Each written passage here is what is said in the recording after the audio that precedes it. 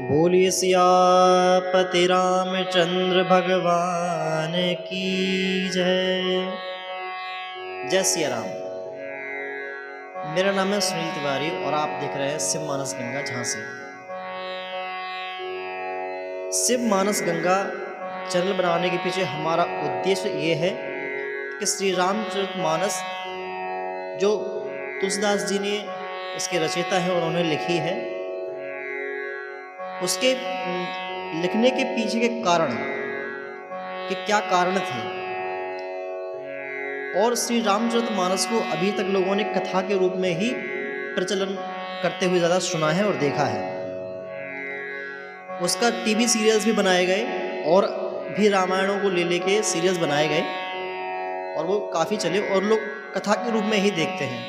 हमारा प्रयास है श्री रामचरितमानस को जो इनके गहरे और छुपे हुए रहस्य हैं उनको आपके सामने प्रकट करना और प्रभु श्री रामचंद्र जी के प्रति आपकी भक्ति को और भी प्रगाढ़ बनाना, क्योंकि श्री रामचंद्र जी को भक्त तो बहुत हैं लेकिन वो सिर्फ एक सीमित दायरे में रह गए क्योंकि कथाओं की वजह से। तो जो मूल निचोड़ था उत्तरकांड में, देखिए वैसे जो मेन रामायण है उसमें तो 6 कांड बताए गए लेकिन 7 कांड उन्होंने इसमें कर दिए थे। तो 7 कांड बनाने का कारण, उत्तरकांड जोड़ने का कारण क्या है, वो एक निचोड़ है। और बल्कि देखा जाए तो प्रत्येक कांड जो है वो अपने आप में एक अद्वितीय है, एक से बढ़कर एक है, क्योंकि उनके अपने एक निज गहरे और छुपे मंत्र हैं। कुछ ऐसी दृष्टियां हैं जो बहुत बारीकी से ही समझ में आती हैं। तो आप सभी लोग भी आइए और इस मानसरोवर में उतरिए हमारे साथ। इसका नाम वाल्मीकि जी ने रामायण और तुलसीदास जी ने रामचरितमानस रखा है। वाल्मीकि जी की रामायण थी जो कि जिसका पहले नाम वैदेही चरित्र था, फिर उनके शिष्यों ने उसका नाम बदलकर रामायण कर दिया था। कहते हैं कि रामायण में 24,000 श्लोक हैं जिसका गायत्री मंत्र बना, और ये रामचरितमानस श्री तुलसीदास जी द्वारा रची गई। और ये ऐसा बताते हैं, इसका जो जीवन परिचय है उनका प्रभु जी का, तुलसीदास जी का, वो ये कहता है कि वेदों के नीचे, सारे उपनिषदों के नीचे, सारे ग्रंथों के नीचे रखने के बावजूद भी ये सबसे ऊंचे स्थान पर शिव जी के मंदिर में एक टेस्ट लिया गया था। तो सभी पुस्तकों के नीचे रखने, ग्रंथों के नीचे रखने के बाद भी जब सुबह पट खोले गए तो वो ऊपर पाई गई। ये कथा आम सभी लोगों को मालूम है, सब लोग जानते हैं। तो इसको क्यों सबसे ऊपर रखा गया है, क्योंकि इसमें 6 शास्त्र सब ग्रंथन को रस। आपको, अगर आपने श्री रामचरितमानस को पढ़ लिया तो आपको किसी भी प्रकार की और जगह आपको ज्ञान प्राप्त करने की आवश्यकता नहीं है। इतना सरल सुलभ है, हिंदी में है, अवधी भाषा का इस्तेमाल किया हुआ है, अर्थ सहित है। और श्री रामचरितमानस बहुत ही आप प्रेम के साथ पढ़ेंगे। श्री रामचंद्र जी के चरणों में आप प्रेम रखिए, आपको बहुत आसानी से समझ में आ जाएगी। और अगर नहीं आती है तो उसके लिए आप हमारे चैनल को सब्सक्राइब कीजिए। कंटिन्यू आप रेगुलरली इसमें अपडेट होते रहेंगे। बेल आइकन प्रेस कर लीजिएगा। जितने भी इसके छुपे हुए रहस्य हैं हम उनको प्रकट करेंगे। और मुझे पूरा विश्वास है कि आपने अगर हमारे साथ इस एपिसोड 1 से लेके और अब लास्ट तक चलेंगे तो मेरा ये मानना क्या, मैं 100% श्योरिटी दे सकता हूं कि आपके जीवन में परिवर्तन आएगा ही आएगा। हम इसको नंबर 1 ज्ञान के आधार पर भी पढ़ेंगे, नंबर 2 विज्ञान के आधार पर भी पढ़ेंगे, नंबर 3 इसको हम प्रेम के आधार पर भी पढ़ेंगे, और नंबर 4 भक्ति के आधार पर भी पढ़ेंगे। हम इस मानसरोवर में 4 जगह से उतरने वाले हैं। जैसे कोई तालाब होता है, उसके 4 किनारे होते हैं, बावड़ी होती है, उसके 4 किनारे होते हैं, वैसे ही प्रत्येक 4 किनारों में से हम बारी बारी से उतरेंगे, बारी बारी से एक साथ ही चलेंगे।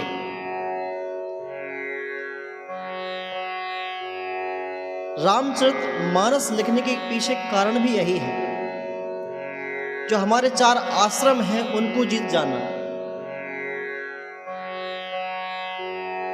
चाहे आपकी किशोरावस्था हो, चाहे युवावस्था हो, चाहे वृद्धावस्था हो, आप किसी भी अवस्था में हो और आप किसी भी आश्रम में हो,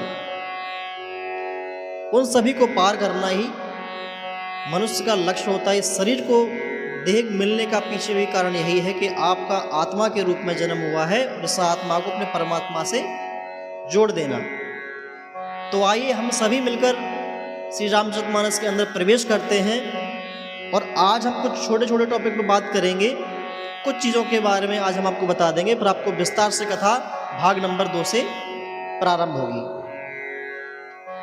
सबसे पहला तो श्री रामचरितमानस का नाम श्री रामचरितमानस क्यों रखा गया। नाम तो बहुत सारे रखे जा सकते थे, तो रामचरितमानस नाम रखने के पीछे का कारण जाता है शिव जी के लिए, क्योंकि ये शिव जी के मन का मानसरोवर है जहां पर एक कथा बसी हुई थी। शिव जी ने ये कथा पार्वती जी को सुनाई, याज्ञवल्क्य जी ने भरद्वाज जी को सुनाई,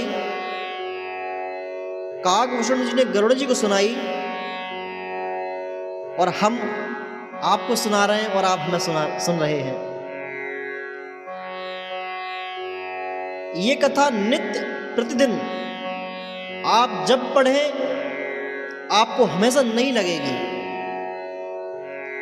आप जिस दृष्टि से पढ़ेंगे, आप राजनीति की दृष्टि से पढ़ें, आप विज्ञान की दृष्टि से पढ़ें, आप एक अपने परिवार को चलाने, आप एक गृहस्थ की दृष्टि से पढ़ें, आप एक सन्यासी की दृष्टि से पढ़ें, आप एक स्टूडेंट की दृष्टि से पढ़ें, आप बुजुर्ग की दृष्टि से पढ़ें, आप बच्चे की दृष्टि से पढ़ें, आप जिस भी दृष्टि से उसको पढ़ें, आप जो भावना लेकर इस मानस को पढ़ेंगे आपको ये मानस वैसे ही दिखाई पड़ेगी। ऐसा ही भ्रम एक बार भ्रम पार्वती जी को हुआ। जब महाकुंभ में मेला लगता है प्रयागराज में, तब वहां पर याज्ञवल्क्य जी मुनि थे। शिव जी के मन में आया कि हम जाके कथा सुने। शिव जी गए, माता पार्वती जी साथ में लेके गए, लेकिन वहां पर जाते ही क्या हुआ कि जो ऋषि थे उन्होंने आकर शिव जी के पैर पकड़ लिए, माता गौरा जी के पैर पकड़ लिए, सती जी के पैर पकड़ लिए और उनका पूजन किया। सती माता को संशय हो गया कि ये व्यक्ति हमसे ज्ञान में छोटा है, तभी हमको पूज रहा है। अगर इसका ज्ञान हमसे अधिक होता तो पर हमको क्यों पूछता, हमारे बिठाल के तो सम्मान कर रहा है, पैर कर रहा है, पर फूल भी ला रहा है, आरती भी उतार रहा है। देखिए ये ज्ञान, एक यहाँ पर उदाहरण मिलता है आपको कि जरूरी नहीं कि कोई बहुत ज्ञानी व्यक्ति ही होगा तो अपन उसको पूजा जाएंगे। कभी कभी बहुत ज्ञानी व्यक्ति भी आपको पूज देता है, और कभी कभी ऐसा भी होता है कि कोई भी ज्ञानी नहीं होता है, तब भी हम सोचते हैं कि नहीं ये बहुत बड़ा ज्ञानी है। यहाँ पर माता से एक भूल हो गई, उन्होंने वहाँ पे स्वीकार कर लिया कि इसका ज्ञान हमसे छोटा है, तो उस हेतु उन्होंने जब पूरी कथा शिव जी के कहने पर सुनाई, और पूरी कथा सुनने के बावजूद भी पार्वती माँ को कुछ उसका ज्ञान नहीं रहा, ज्ञान नहीं हुआ। जब भोले बाबा कथा सुन के वापस लौट रहे थे और उनके मन में ये ऐसा भाव आया कि क्यों ना प्रभु श्री रामचंद्र जी के दर्शन हो जाए, और प्रभु श्री रामचंद्र जी तो इतने प्यारे हैं कि जब उन्होंने भाव प्रकट किया तो उन्होंने कहा कि नहीं, अपने भक्त ने, मेरे भक्त ने कोई ऐसा अभिलाषा रखी है मन में तो उसको तुरंत पूरा करना चाहिए। और उसी समय वन में प्रकट हुए। कब का प्रसंग, जब रावण सीता माता को लेकर चला गया तो वन में ढूंढते हुए, सीधे सीधे पुकारते हुए दोनों भाई चले जा रहे हैं, राम जी और लक्ष्मण जी। माता पार्वती ने देखा कि ये दोनों किशोर जा रहे हैं अपनी पत्नी की तलाश में, लेकिन जैसे ही भोले बाबा ने देखा, भोले बाबा वहीं से दंडवत प्रणाम किया। तो बोली कि माता सीता माता बोली कि पार्वती मैया बोली कि कि ये कैसे हो सकता है कि मनुष्य अपनी पत्नी के लिए रोता हुआ जा रहा है और हमारे स्वामी ने उनको प्रणाम किया, ऐसा कैसे संभव है? पूछा कि कौन है, तो बोले कि जगत पिता है। बोले जगत के पिता है, फिर एक स्त्री के लिए क्यों रो रहे हैं? ये नहीं हो सकता। बार बार समझाया कि नहीं, वही ब्रह्म है। सीता मैया, पार्वती मैया नहीं मानी, तो भोले बाबा ने कहा कि जाओ परीक्षा लेके आओ, और परीक्षा लेने के लिए मां गई। देखिए यहां पर बहुत सावधानी से सुनिएगा प्रसंग को कि जब मां गई तो उन्होंने, माता पार्वती जी ने सीता मैया का रूप धारण किया। रूप धारण करने के बाद वो श्री रामचंद्र जी और लक्ष्मण जी के आगे आगे चलने लगी। तो लक्ष्मण जी को ये ख्याल आया कि, ख्याल क्या, उन्होंने देखा कि आगे आगे जा रही हैं, उनका जो चित्र छाया थी वो तो सीता जी की थी, लेकिन चरित्र कहां से लाओगे? सीता मैया कभी भी श्री रामचंद्र जी के आगे नहीं चली, पीछे चली हैं। ये डिफरेंस होता है। कथा को हम यहां से भी लेके चलेंगे कि व्यक्ति रूप तो बना सकता है, लेकिन चरित्र कहां से लाएगा? कोई बहुत अच्छा साधु बनने के लिए कोई बहुत बड़ी वो नहीं चाहिए। अभी यहाँ पर त्रिपुंड लगा के, पूरा भगवान लगा के, बढ़िया मस्त हम वो कोटी लगा, कोटी पहन के, बढ़िया पीला कपड़ा लगा के, 2 मीटर लगा के, लाल अपना वो चोला बनवा लें, तो क्या हम बहुत बड़े विद्वान बन जाएंगे? बहुत बड़ी बड़ी जटाएं बना लें, कंठी माला पहन ली, रुद्राक्ष की माला पहन ली, बहुत बड़े साधु, ये हमारी वेशभूषा तो बन जाएगी, लेकिन हम चरित्र कहां से लेके आएंगे? व्यक्ति की पहचान उसकी वेशभूषा से नहीं, उसके चरित्र से करनी चाहिए। ये सीख मिलती है। जब लक्ष्मण जी को संशय हुआ तो उन्होंने ध्यान किया, ने देखा अरे ये तो माता पार्वती जी हैं, तो रह गया कि हाँ प्रभु श्री रामचंद्र जी की ही जरूर कोई ना कोई लीला होगी। जैसे ही उन्होंने देखा श्री रामचंद्र जी ने तो माता है, तो बोली माँ भोले बाबा नहीं आए, आप अकेले वन में विचर रही हैं, जा रही हैं, अकेले मत रहिए, वन बहुत खराब है, देखिए कोई सीता जी को लेके चला गया। तो उन्हें एहसास हुआ कि अरे ये तो जगत पिता है, परमेश्वर है, इन्होंने मुझे पहचान लिया। देखिए प्रभु श्री रामचंद्र जी मायापति हैं, सीता जी क्या है? माया, और श्री रामचंद्र जी माया के हैं पति। तो प्रभु श्री रामचंद्र जी के आगे माया चलती नहीं है। आप इस बात को बिल्कुल ध्यान से और विश्वास के साथ साध लीजिए कि प्रभु श्री रामचंद्र जी को अगर आपको प्राप्त करना है तो सिर्फ और सिर्फ आप प्रेम से प्राप्त कर सकते हो। आप अपनी बुद्धि, चतुराई, चालाकी कुछ भी लगा दीजिए, कितना भी जप, कितना भी तप कर लीजिए, अगर प्रेम नहीं होगा तो श्री रामचंद्र जी उनको मिलने वाले नहीं है, भक्ति मिलने वाली नहीं है। क्यों? क्योंकि प्रेम ते प्रगट हो ही मैं जाना। प्रभु से हम प्रेम से मिलते हैं। माता ने क्या किया? दिमाग लगाया वहां पर, वहां भी दिमाग लगा दिया जहां ऋषि जी के पास शिव जी गए थे कथा सुनने के लिए, मानसी समझ में नहीं आई। जब साक्षात ब्रह्म सामने है तब भी संशय। तो ये जब तक आपका प्रभु श्री रामचंद्र के चरणों में प्रेम नहीं होगा, आपको कथा समझ में नहीं आएगी, आपको हर जगह दोष दिखाई देंगे। सबसे पहला आपका काम यह कि आपका प्रभु श्री रामचंद्र के चरणों में पक्का प्रेम हो जाना ही चाहिए, तब आपको मानस समझ में आएगी। मैंने अभी क्या बोला? आप जिस रूप में, जिस स्थिति में, जिस मानसिक स्थिति से आप श्री रामचरितमानस को पढ़ेंगे, श्री रामचरितमानस आपको वैसे ही समझ में आएगी। अगर आप दोष की दृष्टि से पढ़ेंगे तो आपको श्री रामचरितमानस के अंदर दोष ही दोष दिखाई देंगे। दो कवियों की बात करते हैं हम, एक युग कवि और एक आदि कवि। आदि कवि कौन है? प्रभु भोले बाबा। और युग कवि है हमारे गोस्वामी तुलसीदास जी महाराज।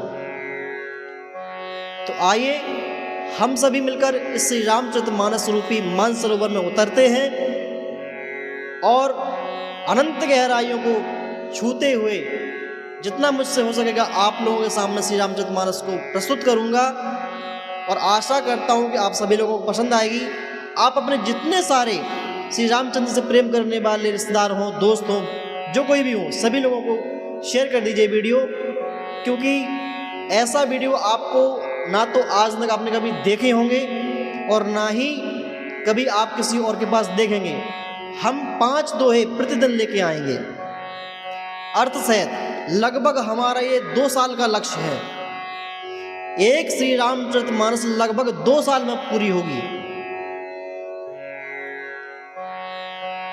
क्योंकि कभी कभी अवकाश भी होगा, तो ऊपर नीचे हो सकता है। मैं मोटा मोटा मान के चल रहा हूं कि 2 साल, 1.5 साल भी हो सकता है। 1.5 से 2 साल मान लेते हैं पक्का, क्योंकि कई सारे टॉपिक ऐसे होंगे बीच में जो सिर्फ टॉपिक पे ही चर्चा चलती रहेगी, हम दोहे से आगे बढ़ नहीं पाएंगे। हमारा लक्ष्य सिर्फ 5 दोहे पढ़ के आगे बढ़ जाना नहीं होगा। हम तो कम से कम क्वांटिटी 5 दोहे के लिए बैठे हैं, लेकिन जब तक आप किसी चौपाई का अर्थ प्रॉपर समझ नहीं जाएंगे, हम उस चौपाई को छोड़ के आगे जाएंगे नहीं। तो आइए इस सरोवर की हम शुरुआत करते हैं। आप सभी लोगों का बहुत बहुत स्वागत है। जय सिया राम।